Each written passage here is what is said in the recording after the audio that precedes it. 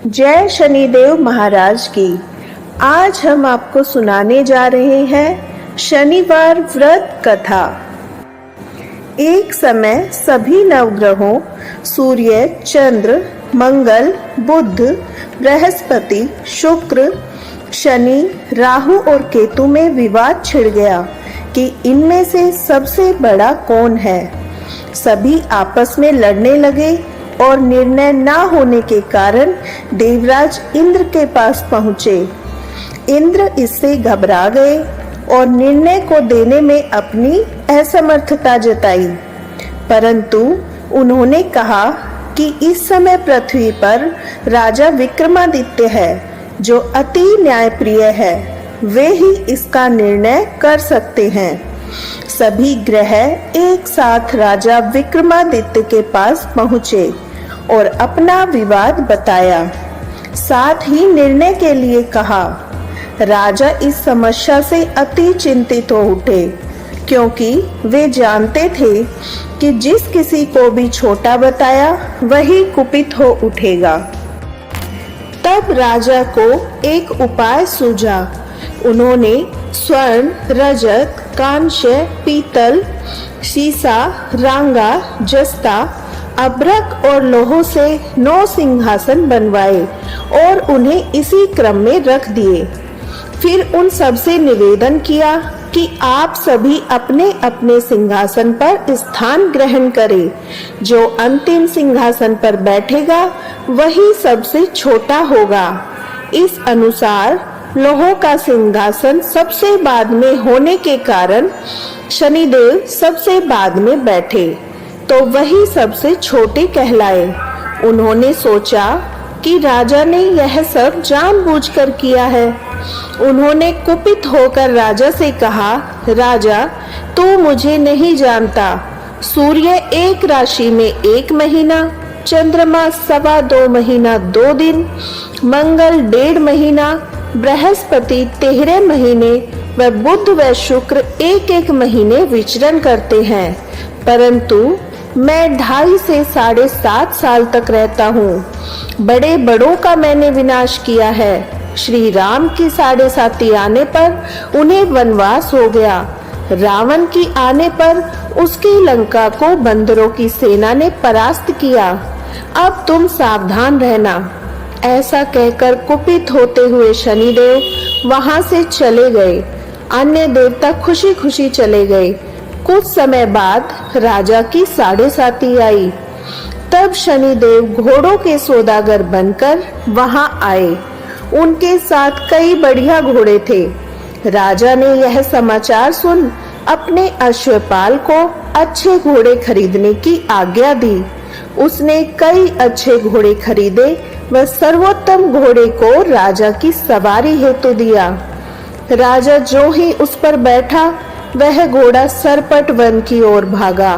भीषण वन में वह अंतर्धान हो गया और राजा भूखा प्यासा वहीं भटकता रहा। तब एक ग्वाले ने उसे पानी पिलाया। राजा ने प्रसन्न होकर अपनी अंगूठी दी। वह अंगूठी देकर राजा नगर को चल दिए और वहां अपना नाम उज्जैन निवासी वीका बताया। वहां एक सेठ की दुकान में उन्होंने जल इत्यादि पिया और कुछ विश्राम भी किया। भाग्यवश उस दिन सेठ की बड़ी बिक्री हुई। सेठ उसे खाना इत्यादि कराने अपने साथ ले गए। वहां राजा ने एक खूंटी पर देखा कि एक हार टंगा है जिसे खूंटी निगल रही है। थोड़ी देर में पूरा हार गायब था। तब सेठ ने आने पर देखा हार गायब है। उसने समझा कि वीका ने ही उसे चुराया है। उसने वीका को कोतवाल के पास पकड़वा दिया। फिर वहां के राजा ने भी उसे चोर समझकर हाथ पैर कटवा दिए। वह चोरंगिया बन गया और नगर के बाहर फिकवा दिया गया। वहां से एक तेली जा रहा था जिसे दया आई और उसने वीका को अपनी गाड़ी में बिठा लिया। वीका अपनी आवाज देकर बैलों को हाँकता रहा। उस काल राजा की शनि दशा समाप्त हो गई। वर्षा काल आने पर वह मल्हार गाने लगा। वह जिस नगर में था वहां की राजकुमारी मनभावनी को इतना अधिक भाया कि उसने मन ही मन प्रण कर लिया कि वह उस राग गाने वाले से ही विवाह करेगी। उसने दासी को ढूंढने भेजा। दासी ने बताया वह एक चौरंगिया है, परंतु राजकुमारी नहीं मानी। अगले दिन से उठते ही वह अनशन पर बैठ गई कि विवाह करेगी तो उसी से। उसने बहुत समझाने पर भी जब नहीं मानी तो राजा ने उस तेली को बुला भेजा और विवाह की तैयारी करने को कहा। फिर उसका विवाह राजकुमारी से हो गया। तब एक दिन सोते हुए स्वप्न में शनिदेव ने राजा से कहा, राजन देखो, तुमने मुझे छोटा बताकर कितना दुख झेला है। तब राजा ने उनसे क्षमा मांगी और प्रार्थना की कि हे शनिदेव, जैसा दुख मुझे दिया है किसी और को ना देना। शनिदेव मान गए और कहा, जो मेरी कथा और व्रत कहेगा उसे मेरी दशा में कोई दुख नहीं होगा। जो नित्य मेरा ध्यान करेगा, चींटियों को आटा डालेगा, उसके सारे मनोरथ पूर्ण होंगे।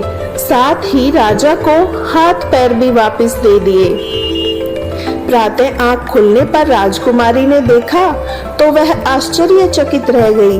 वीका ने उसे बताया कि वह उज्जैन का राजा विक्रमादित्य है। सभी अत्यंत प्रसन्न हुए। सेठ ने जब सुना तो वह पैरों पर गिरकर क्षमा मांगने लगा। राजा ने कहा कि वह तो शनिदेव का कोप था, इसमें किसी का कोई दोष नहीं। सेठ ने फिर भी निवेदन किया कि मुझे शांति तब ही मिलेगी जब आप मेरे घर चलकर भोजन करेंगे। सेठ ने अपने घर अनेक प्रकार के व्यंजनों से राजा का सत्कार किया। साथ ही सबने देखा कि जो खूंटी हार निगल गई थी वही अब उगल रही थी। सेठ ने अनेक मोहरे देकर राजा का धन्यवाद किया और अपनी कन्या श्री कवरी से पानी ग्रहण का निवेदन किया। राजा ने सहर्ष स्वीकार कर लिया। कुछ समय पश्चात राजा अपनी दोनों रानियों मनभावनी और श्री कवरी को सभी उपहार सहित लेकर उज्जैन नगरी को चले गए। वहां पुरवासियों ने सीमा पर ही उनका स्वागत किया। सारे नगर में दीपमाला हुई और सबने खुशी मनाई। राजा ने घोषणा की, मैंने शनिदेव को सबसे छोटा बताया, जबकि असल में वही सर्वोपरि है। तब से सारे राज्य में शनि देव की पूजा और कथा नियमित होने लगी। सारी प्रजा ने बहुत समय खुशी और आनंद के साथ बिताया। जो कोई शनि देव की इस कथा को सुनता या पढ़ता है उसके सारे कष्ट दूर हो जाते हैं। व्रत के दिन इस कथा को अवश्य पढ़ना चाहिए। शनिदेव महाराज आरती। जय जय श्री शनिदेव भक्तन हितकारी, सूरज के पुत्र प्रभु छाया में तारी। जय देव जय देव। जय जय श्री शनिदेव भक्तन हितकारी, सूरज के पुत्र प्रभु छाया में तारी। जय देव जय देव। श्याम अंग वक्र दृष्टि चतुर्भुजाधारी, नीलांबर धारनाथ गज की असवारी। श्याम अंग वक्र दृष्टि चतुर्भुजाधारी, नीलांबर धारनाथ गज की असवारी। जय देव जय देव। जय जय श्री शनिदेव भक्तन हितकारी, सूरज के पुत्र प्रभु छाया में तारी। जय देव जय देव। कीट मुकुट शीश रजित दीपत लीलारी, मुक्तन की माला गले शोभित बलिहारी। कीट मुकुट शीश रजत दीपत लीलारी, मुक्तन की माला गले शोभित बलिहारी। जय देव जय देव। जय जय श्री शनिदेव भक्तन हितकारी, सूरज के पुत्र प्रभु छाया में तारी। जय देव जय देव। मोदक मिष्ठान पान चढ़त है सुपारी, लोहा तिल तेल उड़त महिषी अति प्यारी।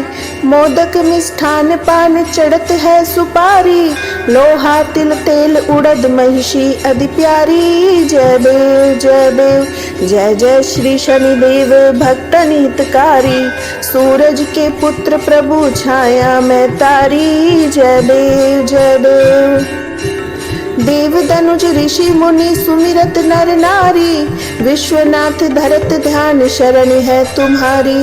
देव धनुज ऋषि मुनि सुमिरत नर नारी, विश्वनाथ धरत ध्यान शरण है तुम्हारी। जय देव जय देव जय जय श्री शनिदेव भक्तन हितकारी, सूरज के पुत्र प्रभु छाया में तारी। जय देव जय देव जय जय श्री शनिदेव भक्तन हितकारी, सूरज के पुत्र प्रभु छाया में तारी। जय देव जय देव। बोलिए शनिदेव महाराज की जय।